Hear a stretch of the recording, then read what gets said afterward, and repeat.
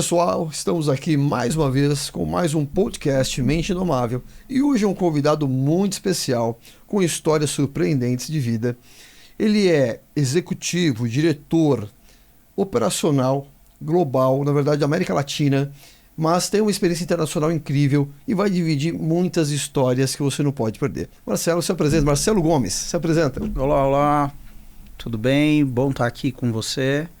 Bom, eu sou Marcelo, eu tenho 47 anos, hoje estou como executivo responsável pela operação de uma empresa dedicada ao setor automotivo aqui na América Latina e vai ser um prazer aí compartilhar um pouco da minha jornada com vocês hoje. Legal, Marcelo, é assim, é setor automotivo, né? Quando eu sou desse setor, inclusive eu comecei a minha carreira fazendo Senai em mecânica de autos. Uau! Isso em 90. Super Senai. Super Senai. Isso de 90 a 92. E aí minha primeira experiência profissional foi na General Motors, Ciclos da Vida. Então, eu tenho certeza que a gente vai poder falar muita coisa legal sobre isso. Sim. Aliás, você deve gostar muito de carro. Sim, é uma paixão, né? Uma paixão. Mas você coleciona, gosta de carro antigo, prefere carro mais moderno? Eu gosto de carro moderno. Na verdade, eu sou apaixonado por tecnologia. E para mim, o grande diferencial é essa evolução, a evolução tecnológica do setor, para mim é algo que me encanta. Não, sem dúvida. A gente olha hoje a inteligência artificial, o quanto vem revolucionando. Eu lembro, coisas da vida, né? Tenho a mesma idade. Nos anos 80, eu até brinquei outro dia com um amigo meu pai comprou um Del Rey, rapaz. Naquela época, isso em 80, comecinho de 80. E Del Rey, na época, era um carro confortável. E eu olhava, tinha um reloginho, ali em cima, no teto. Eu achava aquilo incrível. Um menininho de 16 anos de idade, eu achava, olha que legal, tem um relógio no teto. E hoje a gente vê a evolução disso. A gente fala que, quando fala em tecnologia, fala em inteligência artificial hoje, nos últimos 10, 20, principalmente nos últimos 5 anos, o quanto as mudanças são rápidas. Então, um ano muda muita coisa, aparece muita coisa. Haja visto Elon Musk, né? Pois é. Tem algumas pessoas especiais que estão atuando como aceleradores desse processo todo. Mas de fato, em linhas gerais, eu acho que a tecnologia tem mudado o jeito que o humano vive e se relaciona, e o setor automotivo não escapa disso. E é muito curioso, né? Eu acho muito divertido e fico feliz porque tem muito trabalho para ser feito, porque é um segmento num momento de transformação muito forte, muito intensa, que eu acho que todo player nesse segmento aqui, lá fora, ainda está acomodando como que serão os próximos anos, como deve se posicionar, porque toda vez que a tecnologia avança, o recurso, o input para você, que você tem que manejar nesse novo cenário, ele muda junto. Então, tem muito trabalho para ser feito. Não, é legal assim, né? Nós somos da época do analógico. Pois é, totalmente. De pegar o computador, meia-noite, colocar do lado da linha telefônica. Para poder baixar qualquer coisa, 3 horas, aquele barulho de escada. E assim, eu quando era de novo criança, comecei a fazer Senai, eu falava, adoro carro. Aí meu pai vai fazer mecânica de autos, então trabalhando na GM, assim, tava pela GM. Só quando eu fiz essa mecânica de autos, eu descobri que eu adorava andar no carro, não mexer em carro. Não, é uma grande diferença. Mas você sabe que, tecnicamente, eu não sou um grande perito. Até antes de entrar na empresa como consultor, meu histórico anterior era no mercado financeiro. Então eu lembro, o pessoal dizia, Marcelo, você tem que falar mais fácil. Se você for para concessionária e falar com as pessoas, demanda, cara, não vai dar certo. Mas eu me reinventei nisso. Então, além da máquina em si, eu acho assim, a indústria da mobilidade, o impacto social, que agora está começando a mudar, mas ter um carro era um significado muito grande para a gente quando era jovem. Isso está mudando um pouco, mas você vê o prazer das pessoas em ter um carro legal, bacana, o nível de conforto que oferece para a família. Enfim, eu acho que esse efeito, a cadeia produtiva que é gigantesca. Então isso me encanta muito como negócio, além da máquina, né? Perfeito. Por que eu falei quando criança, né? Porque eu quero entender se você... A gente faz projeções também em criança. Uhum. A gente vai mudando a nossa cabeça, é claro. Mas você, quando criança, você já curtia a tecnologia? Eu falo, como que a criança curte isso? Montar coisa, desmontar coisa, quer ver como funciona. Você era esse tipo de criança? Como que era isso? Cara, quando eu era criança, eu gostava mesmo era de futebol. 2. Futebol e música. Mas na minha adolescência, isso começou a mudar, especialmente com a internet.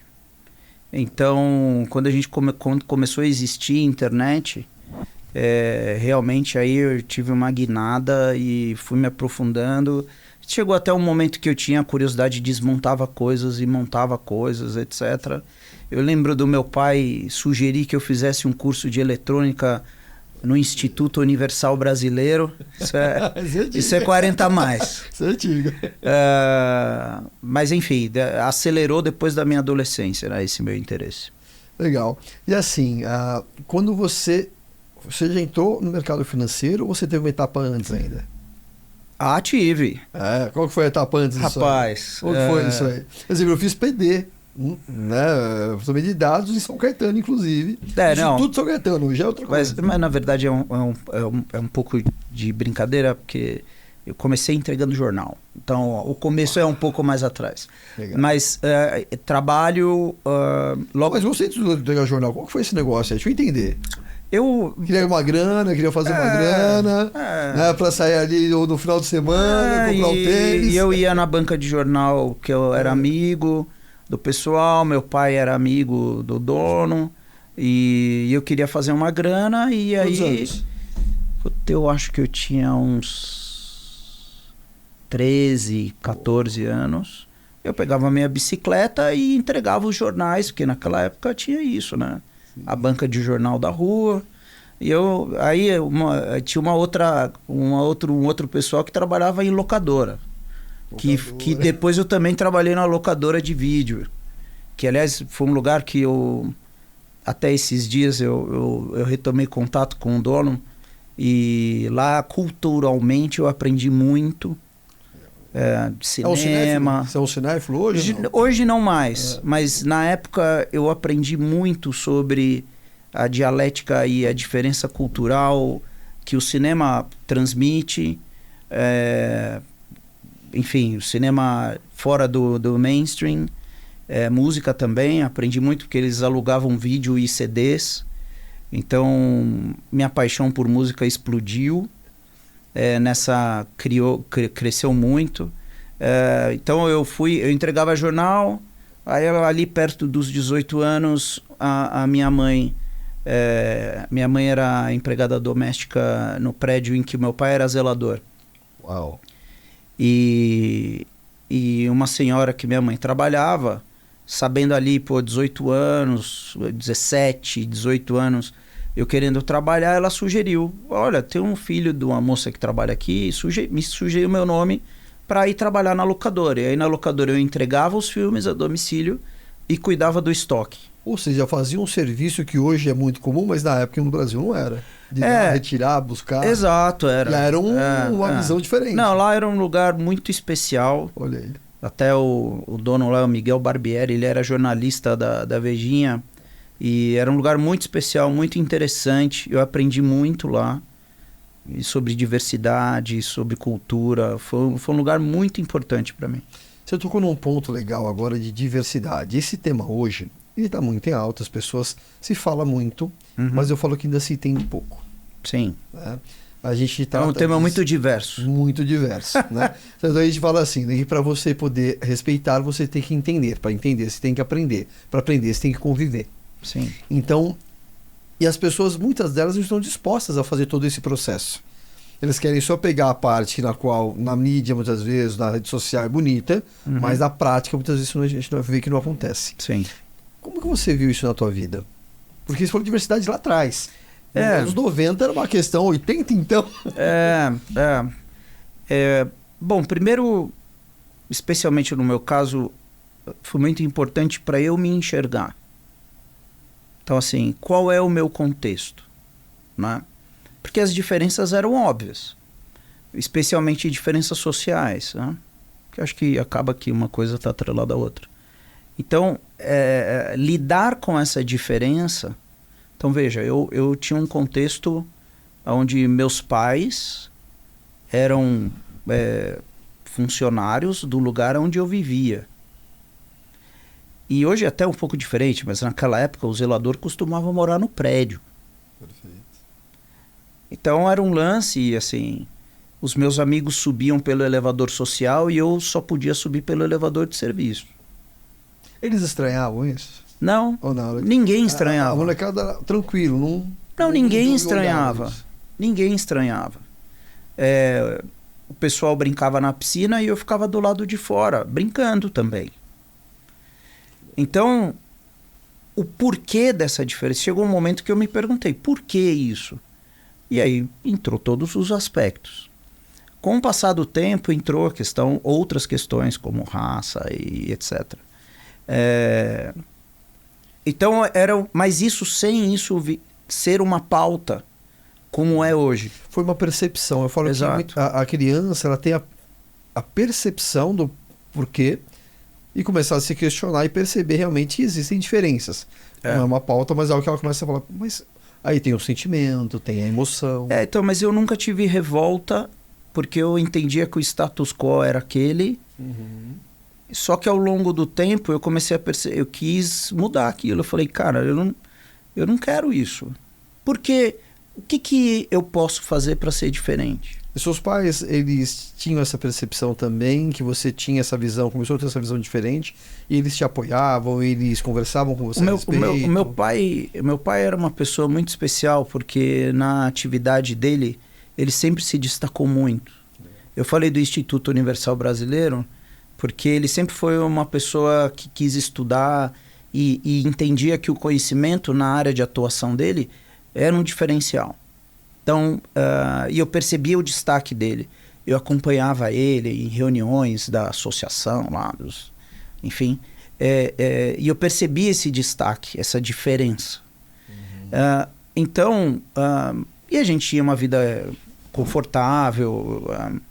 Então, eu nunca... Eu sempre pensei que essa direção era uma direção para a gente transformar, porque o meu pai era uma referência para a família dele. Mesmo nessa condição, ele era uma referência para a família dele. Até porque a referência, Marcelo, não vem necessariamente da posição, mas da pessoa, indivíduo, daquilo que se posiciona como pessoa. E o contexto, né? Perfeito. E o contexto. Então, assim, definitivamente eu ofereço para minha filha uma base diferente da que eu tive e muito diferente da que meus pais tiveram, mas tem uma mesma essência. Do valor do trabalho, do valor da honestidade, do valor da nossa capacidade de ser resiliente, etc. Nem todo mundo dentro das famílias conseguiu abraçar isso e transformar. Mas eu via isso no meu pai. Então, eu não tinha a indignação, porque eu não entendi o contexto da diferença naquela época. E eu via no exercício que o meu pai, na transformação que o meu pai significou para a família dele, eu via o mesmo mindset. E na época eu nem imaginava o que era mindset. Mas eu via, essa é a direção. Assim, eu trabalho. Minha mãe também começou a trabalhar para oferecer mais conforto para a gente, para ter mais para ela. Então, não foi algo pesado na época. Depois que eu descobri, abri para o mundo, isso ganhou outro significado, mas sempre com um drive de, cara, como é que eu transformo? Como é que é possível? O que eu preciso fazer? E quando foi o momento que você percebeu que isso virou pauta na tua vida? Então, por exemplo, foi na faculdade, foi no primeiro emprego, né, oficial, ali fora aquele... Primeiro não, fora o mundo corporativo, na verdade. Que momento que você olhou e falou assim, realmente isso tem um peso, ou pode ter um peso se eu não trabalhar de forma diferente, ou não olhar de forma diferente? Nesse meu emprego, no meu trabalho na locadora de vídeo, uma parte da equipe é homossexual. Perfeito. E os clientes, eles tinham uma formação, um senso crítico muito diferente do normal. Do normal... Considerado normal. Falando estatisticamente, entendeu? Uhum. Era fora da curva. Porque eram pessoas formadoras de opinião, jornalistas, professores, alguns executivos, mas com uma visão bastante diversa já. Uma expansão mental já global. Exato. Muito grande. Então, como a atividade ali, o próprio dono era jornalista e a atividade estava muito ligada à cultura, a cultura ele é um motor para você pensar, né, que dizem fora da caixa. A cultura é um gatilho de provocação. Então, quando eu comecei a mergulhar num universo, por exemplo, do cinema europeu e da música, etc., isso começou a me afetar na minha formação adolescente. A questão da diversidade, de assim, poxa, meus colegas de trabalho, eles tinham uma opção, uma preferências diferentes da minha. Mas tudo bem, tá tudo certo. Por quê? Porque eram pessoas que trabalhavam muito, pessoas honestas, pessoas boas, e é isso que vale. Então, quando eu começava a enxergar no mundo um comportamento diferente disso, então assim, pessoas que tinham a gente é estimulado a ser muito consumista, né? Uhum. E o status social muitas vezes vem pelo que você consegue consumir, né? Pelo que você tem, não pelo que você é, enfim, é uma discussão longa. Filosófica. Mas é uma reflexão. Sim. Como eu comecei a perceber essa diferença, eu me achei num contexto onde eu não tinha condição financeira de ter status pelo que eu tinha. Então, o meu caminho seria me melhorar como pessoa. Intelectual. Inclusive, olhando como eu posso despertar um interesse pelo aspecto produtivo, por formação, trabalho. Mas, assim, era tudo muito aberto ainda. Porque, assim, tem um ponto que você comentou, que você teve ali... Eu não acredito em sorte, tá? Eu acredito em espiritualidade, acredito em mão de Deus, acredito em um monte de... Mas não em sorte.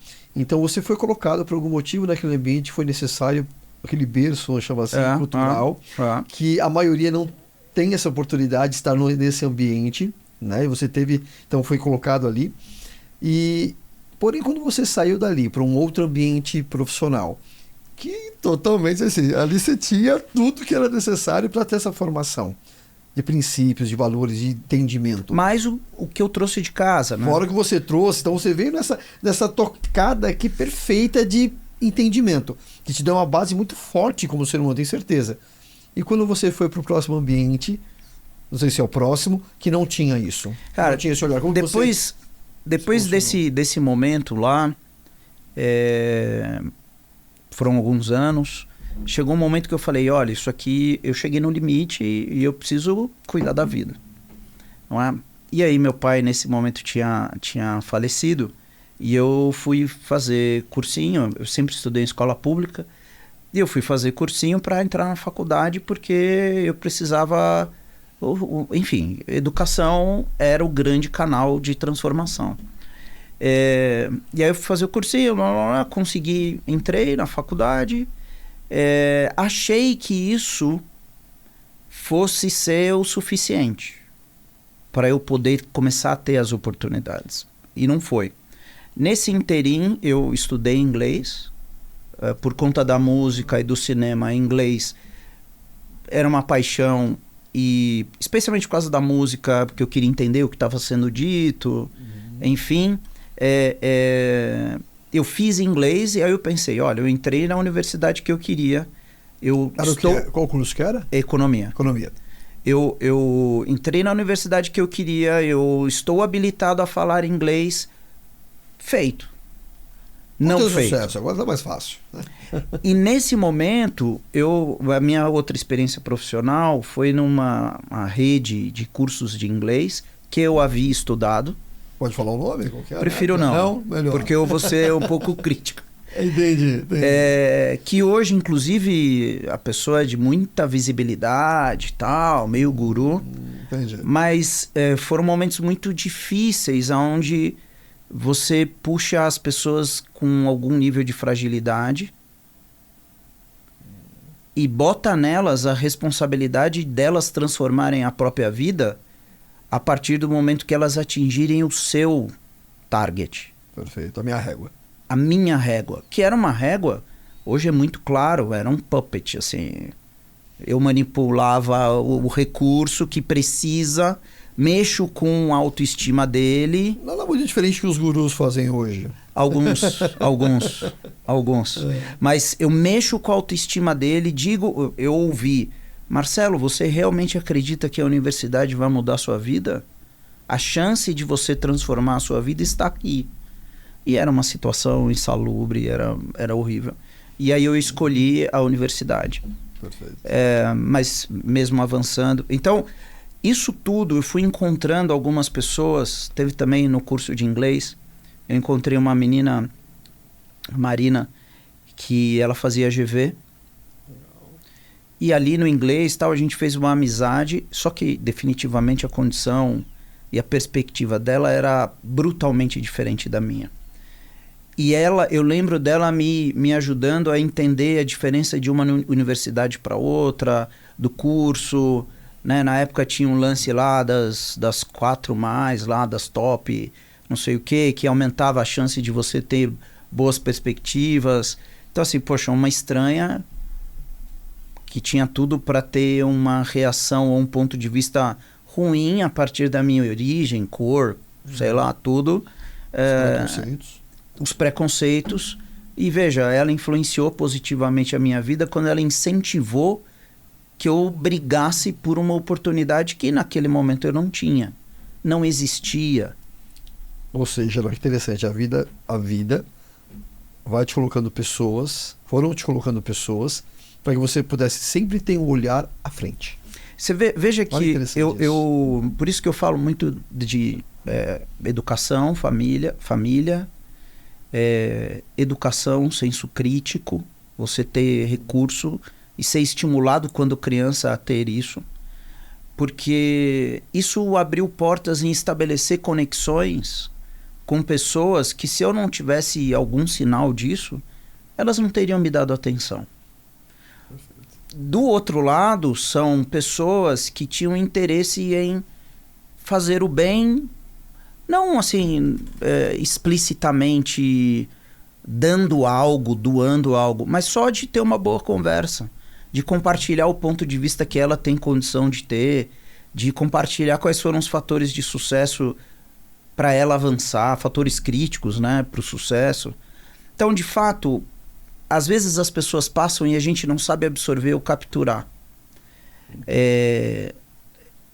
Como eu não rivalizei com essas pessoas, porque às vezes você vai dar uma recomendação para alguém por conta da sua experiência e a pessoa acha que você está desdenhando ou que você está se exibindo.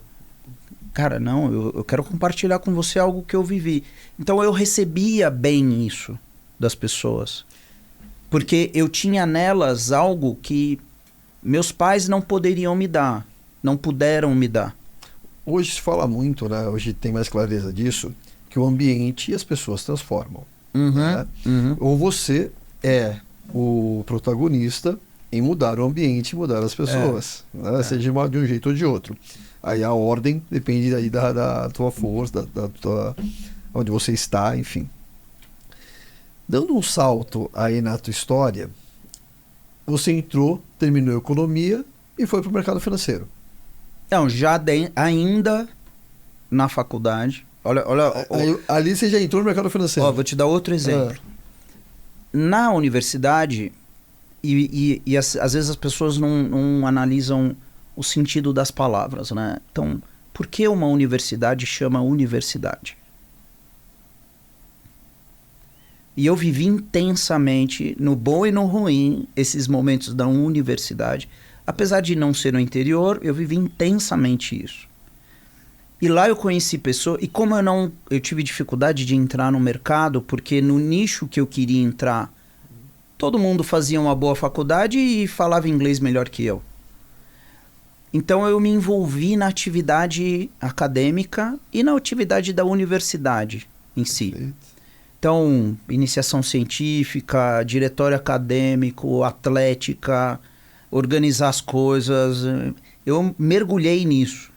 Isso me deu visibilidade dentro da universidade. E uma amiga, que virou amiga, disse, olha, pô, eu sempre vejo você entrando nas salas, organizando. A gente fazia debate para eleição do diretório acadêmico, brigava por causa da carteirinha de passe de ônibus na época, que era um assunto, assim. Ou seja, ali você até mesmo começou a entender a questão da política, política social, das relações de classes. Ali eu acho que ficou muito claro tudo isso para você. Universidade. Universidade. E aí eu conheci essa pessoa e essa pessoa me indicou. Ela era recepcionista de um andar da tesouraria no banco. Hoje ela é analista de risco num banco de investimento em Nova York. Uau! E ela me indicou como estágio. Eu fui fazer entrevista com as pessoas, cara, Isso foi que ano, mais ou menos? Isso foi em 2000... O 11 de setembro foi em... 2003? Foi 2002. 2001? 11 de setembro de 2002, não foi? Entre 1 e 3, não lembro. Bastidores aí, o pessoal do Decalf, lembra? Não? Bom. Mas a gente pesquisa. Ou 2001, acho que foi 2001. Mas, porque eu entrei na faculdade em 99. 2000? 2001. 2001. Então, isso eu já estava no banco. E eu entrei como estágio. Eu não sabia abrir o Excel. Foi quando eu contei minha história até então e o que eu imaginava. Um dos pontos meu pai, como zelador, trabalhava de terno e gravata na Avenida Paulista. Mas eu não entendia a diferença entre o terno e gravata dele e o terno e gravata das outras pessoas da Paulista. E eu disse na entrevista que aquilo era uma oportunidade efetiva de eu mudar de trilho na minha vida e que eu faria qualquer coisa para poder usar aquela oportunidade de estágio para transformar a minha vida. E os caras me contrataram sabendo disso e a Renata depois até também entrou como analista financeira e trilhou uma carreira espetacular, né? Uma mulher realmente muito forte. Então, nesse momento que eu comecei a mergulhar na atividade dentro da universidade, definitivamente eu desenvolvi habilidades que me são úteis até agora. E você falou do ser político, né? Eu escolhi economia porque eu adorava política. Era diferente do que é hoje. Mas porque o ser humano, depois nas aulas de filosofia, eu entendi que o ser humano é um ser político. Necessariamente. Eu fiz direito, né, em uma das universidades, só um parênteses aqui. E eu adoro sociologia. Estudar a sociedade é algo fantástico. Política social. Estudar a filosofia, entender onde que é o papel da filosofia em tudo isso, que desdobrou em tudo isso, também é algo interessante. E aí, mais do que interessante, é quando você pega a teoria, o conceito, e você começa a enxergar essas relações acontecendo na sua frente. Porque eu falo que o estudo, o conhecimento é isso. Você tem a teoria do entendimento para que você consiga ter a percepção clara que na sua frente está acontecendo algo e você sabe por que aquilo está acontecendo. E esse é o grande ponto. Quando você entende o porquê, você sabe como reagir, como agir. É um lastro, assim, durante grande parte era instinto. Perfeito. Era instinto. Com o conhecimento. Com o conhecimento, e às vezes você tem contato com o conhecimento, mas você não tem maturidade para destrinchar ele, para decodificar ele, para adaptar ele. Que eu sofri muito com isso, porque Alguns pontos dentro da universidade, isso me impactou instantaneamente. Outros só depois, só muito depois. Mas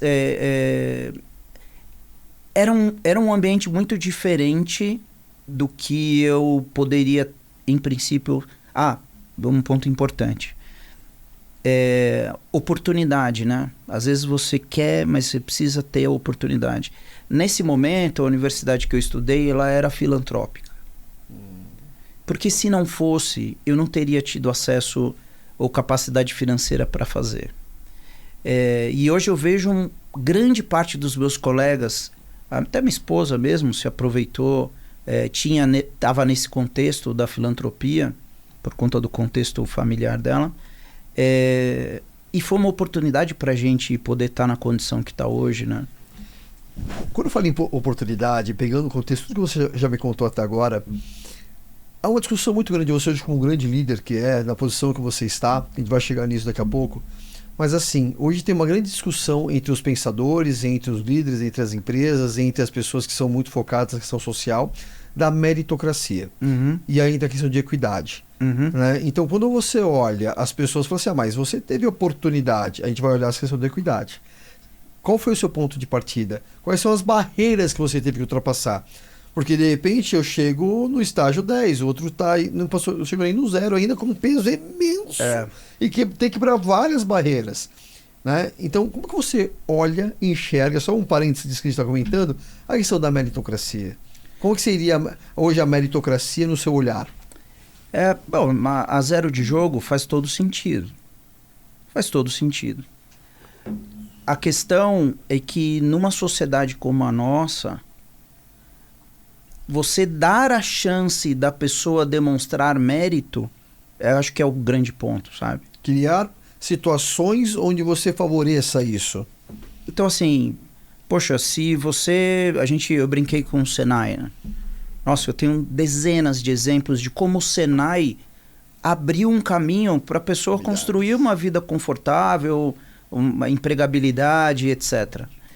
Mas será que o jovem que não tem na família alguém que dê essa direção para ele, ele não vai ter a oportunidade de, uma vez sabendo aproveitar os anos de Senai, para se transformar num profissional que interesse para o mercado, e aí vai. Então, assim, eu vejo que essa ponte da direção? Oi? Da direção? Sem dúvida. Da direção, porque veja, fazendo um recap da minha jornada, os meus pais não faziam ideia se fazia diferença eu estudar no lugar A, B ou C. Mas eles sempre deram a direção. A gente vai dar a melhor condição possível para você poder estudar.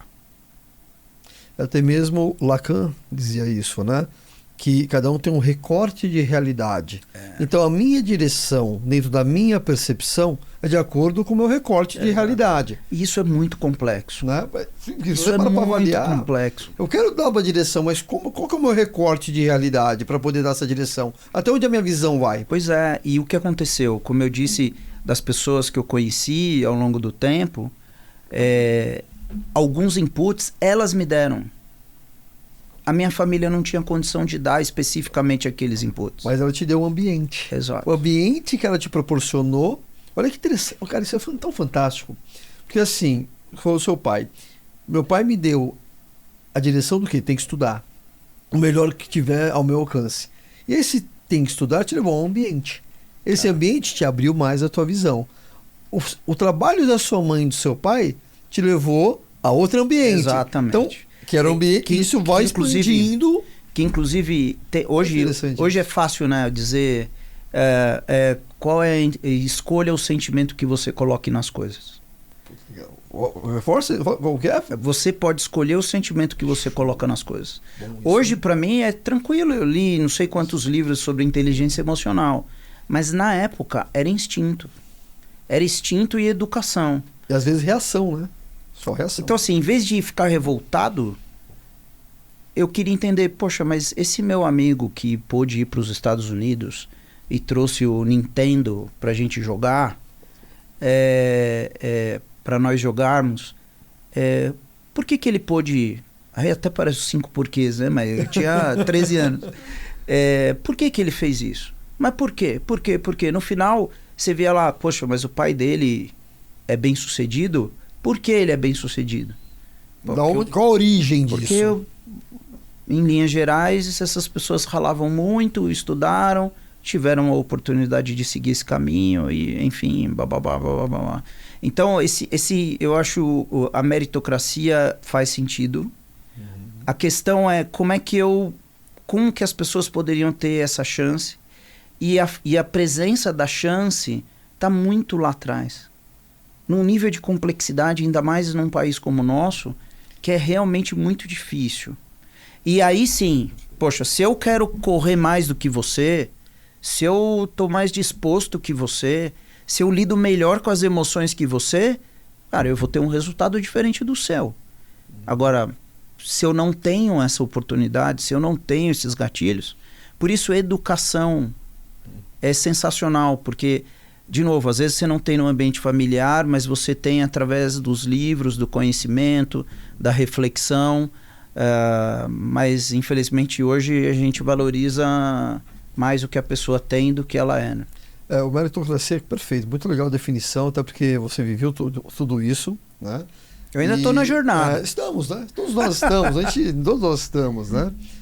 Mas assim, que eu posso definir, será que faz sentido eu definir que a meritocracia passa pela essa questão do ambiente, desse olhar, passa pelo quanto esses ambientes te dão acesso daquilo que você precisa buscar e te dá um olhar diferente. O direcionamento que é dado em cada um desses ambientes, que quando eu falo de direcionamento também é a questão do seu filtro, independentemente da sua idade, que você tenha. Sim. E o outro fator é que essas lideranças, ou se eu sou uma liderança, eu sou uma outra liderança da minha área, que essas lideranças enxerguem isso, e meritocracia não seja só dentro da sua empresa, mas se você vai olhar lá na raiz. Sim. Lá nesses locais, nesses ambientes, que para aumentar este recorte, para aumentar este olhar. Que essa questão da meritocracia, eu não estou fazendo isso da minha empresa. Eu tenho que chegar aonde a meritocracia, o olhar é muito reduzido. É isso. Eu vejo... Esse papel nosso de fazer isso? Sem dúvida, eu vejo, assim, liderança, ela tem a responsabilidade de ser o vetor do ambiente ou das pessoas que ela está liderando. Você pode ser líder em diversos setores da vida, né? No meu caso, eu sou líder corporativo. Então, eu tenho uma ideia de que, assim, minha missão é influenciar positivamente a vida das pessoas.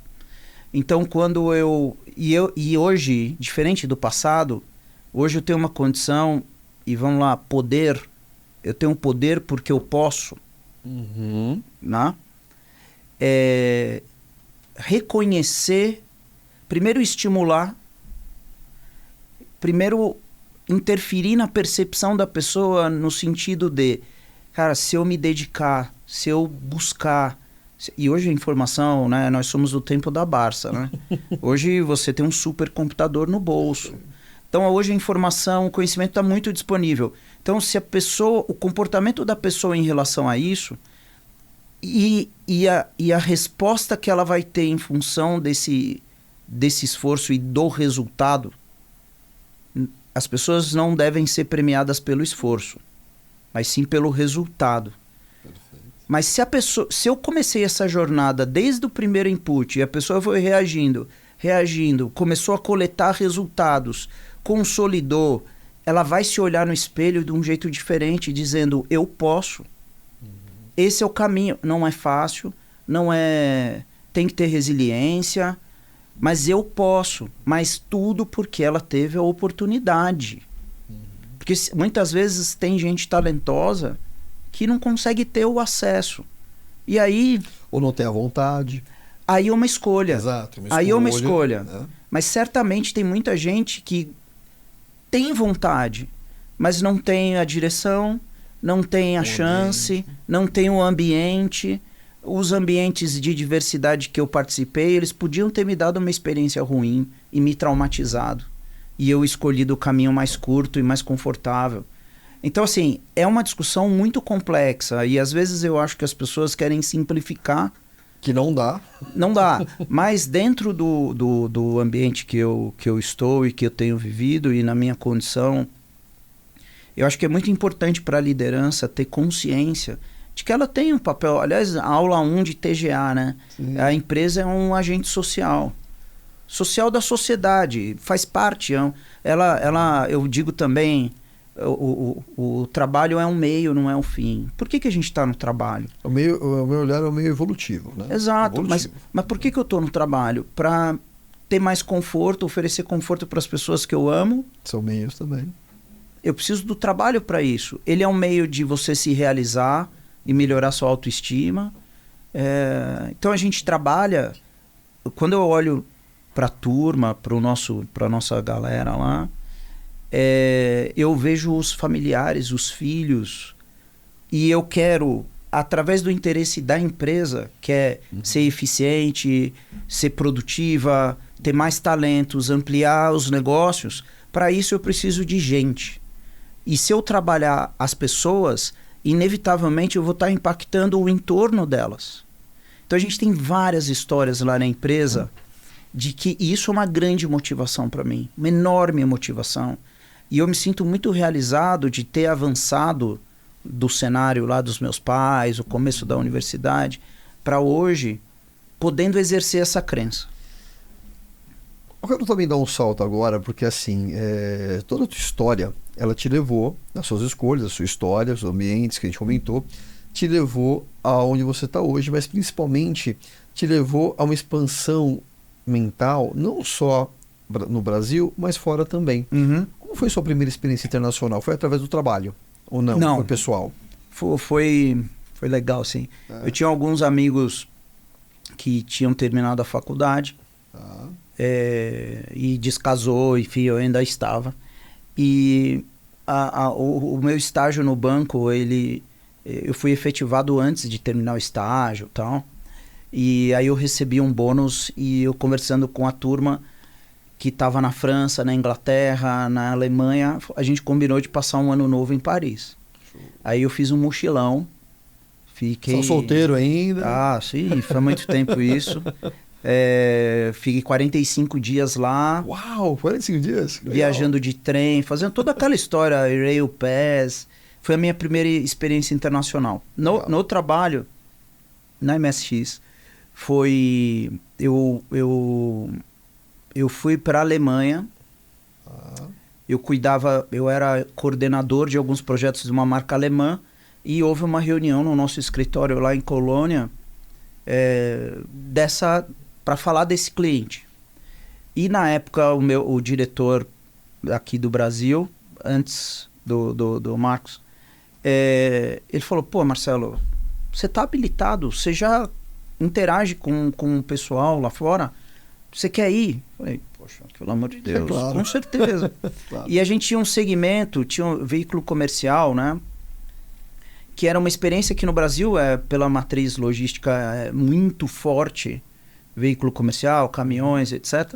Então a gente tinha uma experiência aqui que os outros mercados não tinham, então eu tive a chance de apresentar nossa experiência. Essa foi a minha primeira viagem internacional pela empresa. Cara, eu não posso deixar de aproveitar a tua experiência para falar de carro. Vamos lá. Para falar de carro e falar de tecnologia. Vamos lá. Então é um assunto que eu gosto bastante, tanto carro quanto tecnologia, e olhando o mercado, né? Eu sempre estive conectado também com esse mercado. Até eu estava vendo alguns dados, né, que hoje os carros elétricos, os híbridos, o quanto aumentou, né, de 100 e poucos %, porque eu estava olhando ali em termos de venda. Mais que isso. É mais que isso, né? Depois pode estar mais. Os carros eletrificados, o crescimento é brutal. Eu estava vendo que era de 0,4% para 3,29%, uma coisa assim. Não sei se está dentro do share, uma coisa assim. E eu vi também que a projeção a gente passou, a área automobilística passou por anos muito difíceis. 2014, 15, 16, pandemia, né, falta de material, enfim. Mas depois de um super pico. Depois do super pico, perfeito. Não, até porque o emplacamento em 2006, 2007 para cá foi muito grande, né? E aí a gente chegou agora de novo numa projeção muito positiva de 2023 para 2024. Né? Falou que o foi 23% a previsão de janeiro, se não me engano, e depois o 13%, pode me falar melhor. E agora durante o ano também teve crescimento, acho que de 11%, alguma coisa assim. Né? Não sei se os números são esses, pois pode me falar. Ou seja, a gente está no momento, né, de BID, de GWM, a China vindo com tudo, enfim, vários países, e com muita tecnologia. Eu, particularmente, fui ver um carro da GWM, esse Aval, achei muito legal, fiz um test drive, mas ao mesmo tempo, e olha que eu sou da área também, eu fico receoso, porque a gente, como bons brasileiros, somos desconfiados. Até quando? Quanto que eu vou perder dinheiro se eu colocar dinheiro ali? Enfim, como você está vendo esse mercado? Assim, é interessante porque muitas vezes dentro da empresa eu tenho contato com pares em outros mercados e é interessante ver que muitas vezes a estratégia das montadoras é similar. E é o caso da BYD. Tá? Se não me engano, foi Toyota e BYD que mais está vendendo híbrido, se não me engano. O que tem assim, o setor de carros eletrificados, algumas marcas premium já estão atuando nele fortemente, né? Então, você vê a BMW, a Volvo, já no Brasil já tem, mas se você comparar com volume, em certa medida, é um nicho, né? Não tem escala. E mesmo essa grande, enorme revolução, invasão chinesa, bota isso no contexto total do mercado, você vai ver que é um nicho. 3% é um nicho. Ainda é. Eu vejo que a gente tem questões... Primeiro, o pessoal discute muito superficialmente essa questão da eletrificação, porque você tem nuances. Aqui a gente tem uma grande diferença, que é a existência do etanol. Então, o que a gente ouve de vários clientes é que, além do hidrogênio, que é um avanço significativo, mas que a solução para o Brasil não seria o carro elétrico puro, por questões de infraestrutura, mas a solução do híbrido etanol é uma combinação que na Europa, por exemplo, não existe, nos Estados Unidos nem se imagina.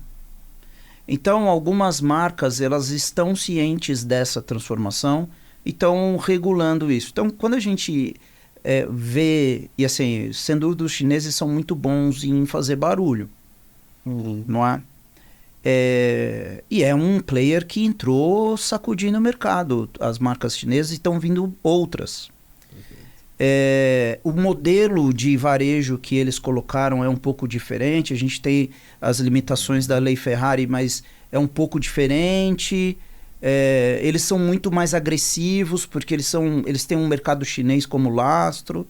Então eu vejo que é uma situação mais complexa do que a gente entende por ver. Eles têm o desafio do pós-vendas. Eu acho que esse é um dos maiores desafios desse momento e mais causa dúvida. Eles têm o desafio do pós-venda, eles têm o desafio da recompra. Diferente da Argentina, por exemplo, aqui no Brasil a gente tem um mercado enorme, gigantesco de seminovos.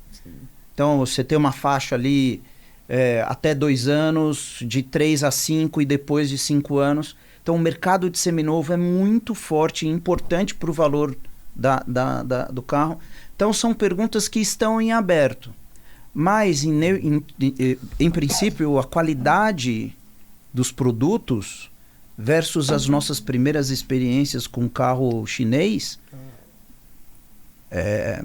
realmente da água para o vinho, né? Agora, você acredita que o brasileiro, conhecendo bem o mercado brasileiro, em quanto tempo isso vai ter um percentual mais significativo em relação... Porque você falou um ponto importante, pós-venda, tudo vai ter questão estrutural. Né? Então você pensa, quantos locais que eu tenho concessionária, que eu vou ter esse pós-venda? Como que vai ser o suporte disso? A recompra é outra questão muito forte.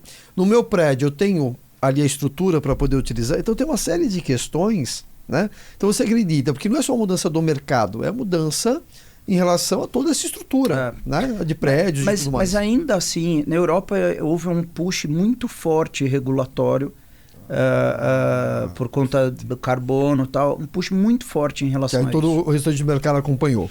E era regulatório, muito forte. A velocidade dos Estados Unidos é diferente e aqui no Brasil a gente tem uma opção, de novo. A gente já tem um nível de emissão diferente. Nossos carros não são diesel. Sim.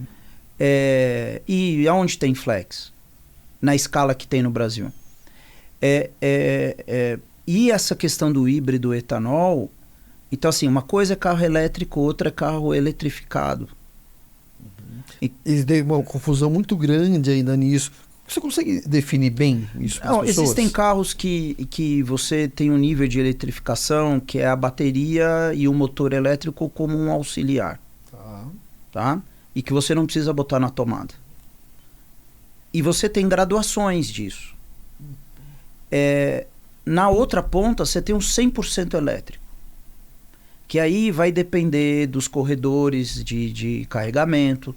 Às vezes tem diferença no como é o plugin da tomada, qual é a questão da carga de energia que ele com alta voltagem, a carregar em alta com uma velocidade maior. Até um ponto assim, uma brincadeira à parte, mas eu estava vendo até um meme da internet, o pessoal falou assim, mas espera aí, se tiver aqui 10 pessoas com carro elétrico, a conta do prédio vai aumentar demais. É óbvio que tem outros caminhos para isso. Exato. Então, assim, eu acho que essa transformação, até num momento, um cliente provocou nós e um concorrente para falar sobre como vai ser o cenário em 2035. E o nosso concorrente fez uma apresentação brilhante sobre perspectivas. A gente adaptou esse tema para dizer, olha, 2035 eu não sei, mas eu vou estar aqui para te ajudar na transição. Esses são os gargalos, esses são os desafios que, na medida em que você inicia essa jornada rumo a esse cenário de 2035, tem alguns pontos que a gente precisa olhar para otimizar a jornada. Então, assim, eu dependo de estrutura para o carro elétrico, mas eu tenho a alternativa do carro híbrido, que já é um colosso em termos de performance e de aproveitamento do combustível. Qual é o espaço que a gente tem para avançar no Brasil nesse segmento?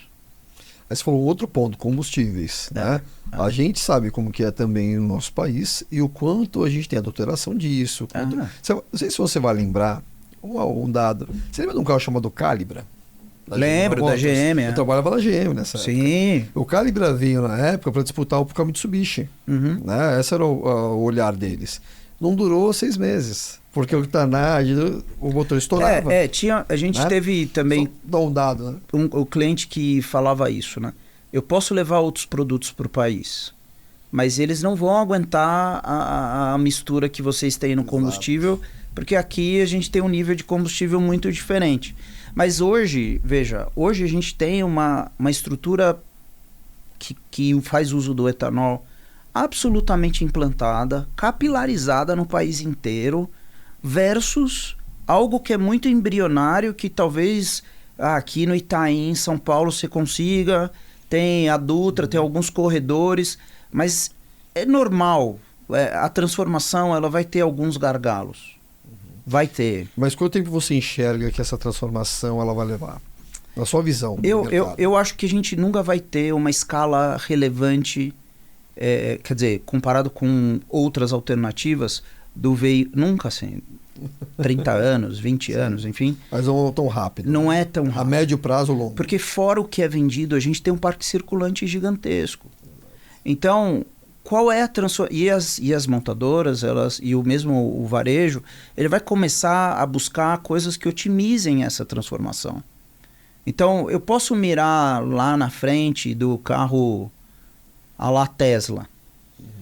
Mas o que eu tenho hoje? Qual o caminho mais lucrativo no médio e curto prazo? Então, assim, eu vejo que nós não veremos essa adoção do carro elétrico no formato que tem hoje. Ter o hidrogênio pode ser uma disrupção em relação ao que a gente tem hoje, se acontecer e tiver escala, mas certamente eu acho que o nosso foco tem que ser na ampliação do carro híbrido e junto com o etanol, o que a gente vai colocar junto. Para ter escala relevante, real, né? Sólida, grande eu acho que esse é o caminho, até pela infraestrutura que já está posta aí. E juntando tudo isso com a IA, né? Com a inteligência IA. artificial. Porque aí, hoje, até a gente brinca, né? Que assim, não, agora tem o IA. Na verdade, às vezes é algo muito simplesinho, que não é um IA mais ou menos, né? Mas a gente sabe que isso também não tem volta, né? O mundo inteiro tá ligado nisso. E tudo com o tempo se populariza. O chat de GPT já vem para isso, né? A gente tem uma plataforma da empresa também com IA. Então, como é que você enxerga também essa questão dessa comunhão entre o IA e esse mercado automobilístico? A gente, dentro da empresa, na MSX, especialmente em mercados mais maduros, essa discussão está bem avançada. Legal. Inclusive, a gente tem trabalhado algumas parcerias porque eu vou te dar um exemplo, ó. Excel, todo mundo conhece, certo? Sim. Muita gente usa, certo? Subutiliza o Excel. E é uma ferramenta que está disponível há muito tempo. Todo banco de dados tem Excel, tem jeito. Mas é subutilizado. É subutilizado brutalmente. E a gente já pulou pro BI, já pulou. Então hoje, eu nos últimos 2 anos, nos últimos 1 ano e meio, eu tenho estudado muito sobre IA. Legal. Muito, muito. Porque isso me afeta do mesmo jeito que na época que a gente falou da internet, do início da internet, era inimaginável ter um telefone celular como nós temos hoje. Então vai ter um avanço muito grande. E sabe aquela expressão, você escolhe chorar ou vender lenço? Perfeito. Então, mergulhar, buscando entender o que é a inteligência artificial, é uma ação de quem quer vender o lenço. Assim, a velocidade de evolução dessas ferramentas é brutal, como nunca foi visto antes, a evolução da tecnologia. E a capacidade do ser humano entender e interagir de um jeito ótimo é algo que tá rolando. A gente está começando a ter. A minha expectativa é de que a gente está criando um horizonte nunca antes imaginado. E isso pode assustar ou a gente pode enxergar como uma grande oportunidade. Então eu acho que vai transformar a vida das pessoas forte, muito forte. E vai permear a vida delas como a internet é hoje. A gente falou de filme lá atrás, né? E eu também sou cinéfilo, adoro filmes. E a gente via filmes nos anos 80, De Volta para o Futuro e outros, né? Que nós vemos coisas hoje, a gente via lá os Jetsons, né? Enfim, e hoje a gente vê coisas acontecendo assim naturalmente.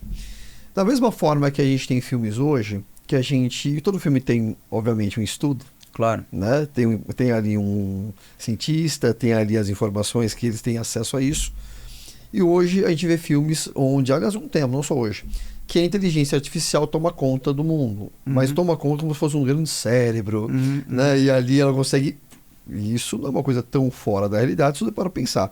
A gente viu ali um tempo atrás, vou lembrar, você pode me ajudar nisso, que eles colocaram 2 inteligências para poder negociar e falar, se conversar, e aquilo virou uma coisa tão grande que eles foram lá e tiraram, né? Não sei se foi o Facebook que fez isso, não lembro quem que fez isso. Enfim, ou Google. Mas você enxerga isso, que isso, se não tomar cuidado, ele pode tomar uma proporção onde a gente pode ser dominado pela inteligência artificial?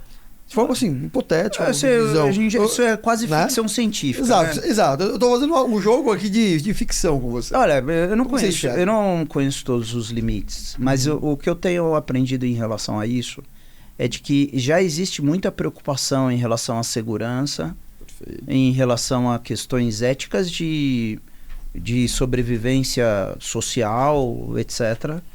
Mas, por exemplo, se você tem internet, você tem a Deep Web, né, certo? Pensei nisso agora. Então, assim, você tem o lado B das coisas, que isso, para mim, é uma grande questão.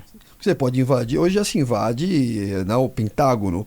Então, assim, você imagina como IA mais avançada e com mais acesso, o que pode acontecer? Então, qual é o antídoto disso, né? Então, eu vejo, uma vez eu vi uma palestra do pessoal de segurança da AWS e outros players também, que existe essa preocupação de como você limita. E ter o humano sempre como guia dessas questões. Agora, o uso indevido das coisas, eu acho que é mais perigoso o ser humano do que a inteligência artificial. E a gente precisa ver como essa tecnologia vai avançar. Mas a zero de jogo, eu acho que é um enorme avanço. Aliás, é uma crença, eu não acho. Legal. É um enorme avanço que pode potencializar as oportunidades das pessoas de um jeito barato. Então hoje você pode usar uma dessas ferramentas de um jeito gratuito para interagir com ela, para organizar, sei lá, um plano de estudo, para ela corrigir um texto seu, para ela traduzir um texto. Isso já é em si uma evolução. Isso já são ferramentas você vê na internet, nas redes sociais. Estão absolutamente disponíveis. Absolutamente disponíveis. O que a gente precisa é saber como usar, potencializar. Exige alguma dedicação para você estudar o tema, filtrar. Mas eu não tenho medo. Existe o risco de dar ruim. Dá ruim. Mas eu não tenho medo. Eu acho que eu acredito que o lado positivo é muito maior. Mais transformador num nível. Eu tive a chance de já exercitar a construção de times usando IA. Então você tem um supervisor, você tem agentes que fazem o papel de um especialista, mas isso sempre tem que ter a supervisão humana no final do dia. Isso é maravilhoso. Olha, assim, é interessante porque eu não sou o cara que vai mexer na tecnologia. Não sou esse cara, né? Às vezes o celular, tem o iPhone e tal, eu falo pro meu filho, me ajuda aqui nesse negócio aqui, mas eu adoro a tecnologia. Né? Então, assim, ver a transformação, visualizar lá na frente. Eu tenho um projeto, inclusive, de IA, né? Desenhado de IA. Enfim. E eu acredito nisso também, Marcelo, porque assim, eu vejo que a gente tem nessa velocidade, juntando o humano, o equilíbrio do humano, né, desse controle isso, com as possibilidades de facilitar a vida e principalmente, de novo, dar acesso, a IA vai nos ajudar a dar acesso com velocidade, né, desde que se popularize mais isso, e nessas regiões que a gente falou lá atrás. Pois é. Como que eu ajudo, de repente, dou a direção, dou acesso lá para quem não tem isso hoje disponível. Então, muito que a tecnologia, ela é um meio fundamental, se olhar para isso, para essas pessoas que precisam ter acesso e hoje não têm. Sem dúvida, sem dúvida, sem dúvida. Eu creio nisso e eu prefiro ver o copo meio cheio. Isso aí. Marcelo, assim, estamos chegando no final, praticamente, do nosso bate-papo. Foi um bate-papo incrível. São assuntos que eu ficaria aqui horas e horas falando. Mas antes de encerrar, eu queria que você falasse algo, deixasse uma mensagem para os mentes indomáveis aí que estão acompanhando. E tudo que você quiser, o recado que você quiser. A gente falou de legado e queria fechar falando disso. De legado, de propósito. Então, qual é o teu legado, qual é o teu propósito, de tudo que você aprendeu, né? Para onde você enxerga que você vai deixar esse legado? Como você vai fazer isso? Bom, forte, né? Eu vejo assim, a vida é uma oportunidade sensacional e que muitas vezes ela é difícil. Fazer o bem dá prazer. E a chance de você ter sucesso quando você faz algo de coração e focado e consciente de que isso vai fazer o bem para você e para os outros, eu acho que aumenta muito a chance de você ter sucesso. Tem um livro do Cortella que diz que tem qual é o seu legado e tem o não nascemos prontos. Então a gente nunca está pronto.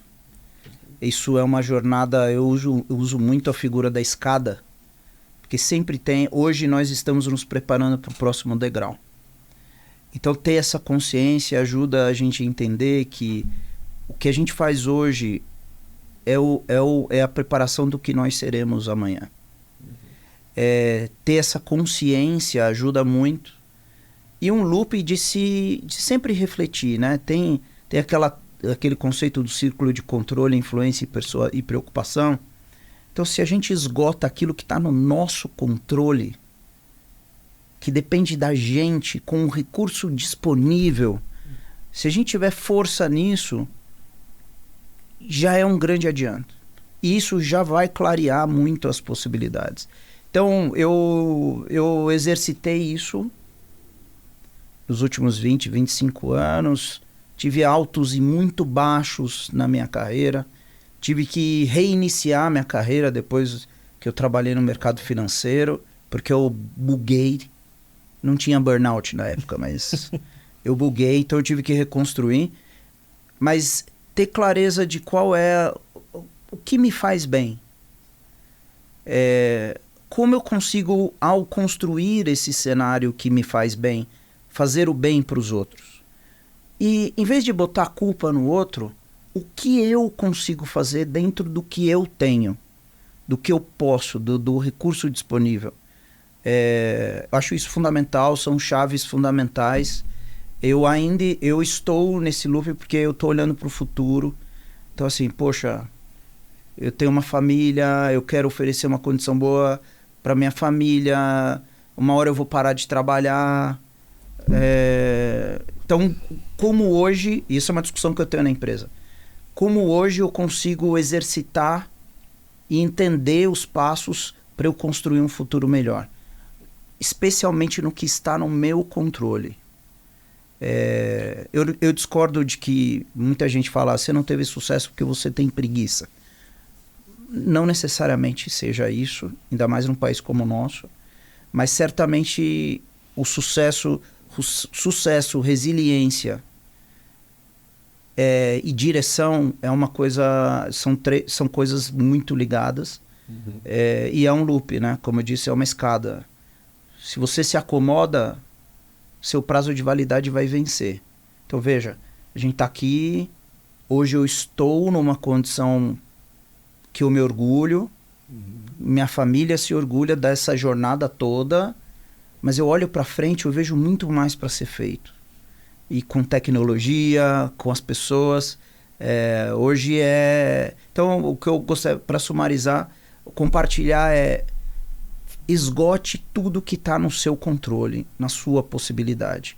Porque isso em si já representa um grande diferencial se você comparar com a maioria das pessoas.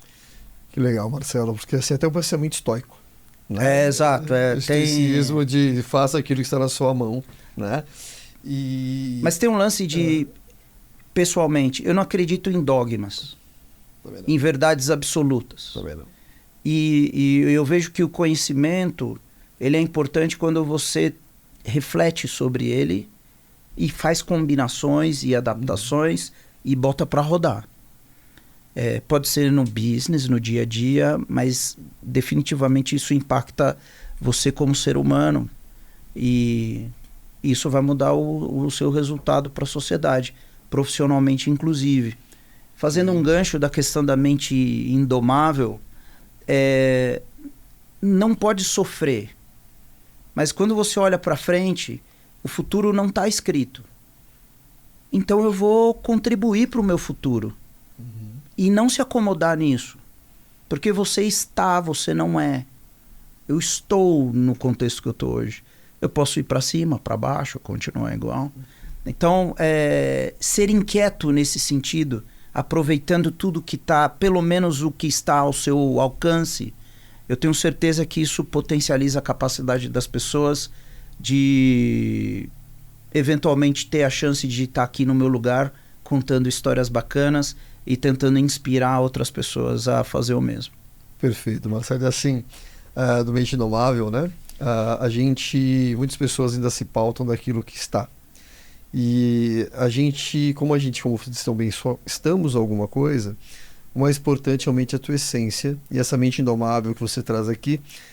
Basicamente, né, a gente fala, o que é ser indomável? É você quebrar o status quo, é você não estar preso a dogmas, não estar preso a redomas, onde você consegue transpassar algo que a maioria diz que não é possível e você falar assim, pode ser possível para as pessoas e eu vou quebrar esse ciclo geracional, como você quebrou em vários momentos da sua história, da sua família. Então, realmente você não precisava provar isso, já tinha certeza, mas você demonstrou ao longo de tudo que você conversou com a gente aqui, contou suas histórias, abriu o teu coração, mostrou quanto a sua mente, sim, é indomável. E por isso, por ter essa mente indomável, que a gente teve esse bate-papo tão legal, tão incrível, com alguém que tem uma história que tenho certeza que vai inspirar demais você. Então assista, ouça bem, anote alguns pontos, porque de repente as fases da vida que o Marcelo comentou, você pode estar em uma delas. É verdade, é verdade. Né? Isso vai te gerar e ver alguém como modelo, né? Modelando alguém que, como disse, está na jornada, mas já passou uma boa parte dessa montanha. É alegria e prosperidade. Eu acho que é isso que a gente tem que ter todo dia quando acorda. Prosperidade é uma palavra muito forte e tem que buscar. Mais uma vez, obrigado aí pela oportunidade. É sempre muito bom, de alguma maneira, influenciar as pessoas com aquilo que eu vivi e com a minha crença em relação ao futuro.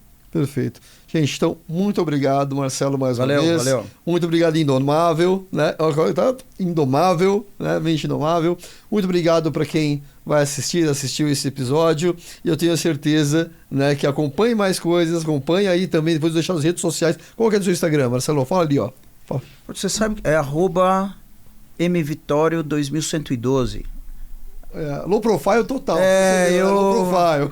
Eu não sou muito das redes sociais, mas é @mvitorio2112, acho que é alguma coisa assim. Ótimo. Agradecer ao Marcos Romero, que foi citado aqui algumas vezes. Foi através dele que nós nos conhecemos. Né? São mais de 20 anos de amizade que eu tenho com ele, você é a mesma coisa. Então, são os pontos de conexão da vida, de network, desses ambientes que nos levam a conhecer pessoas extraordinárias, assim como eu conheci você, Marcelo. Obrigado. Muito obrigado. Muito prazer. Até a próxima, pessoal. Valeu!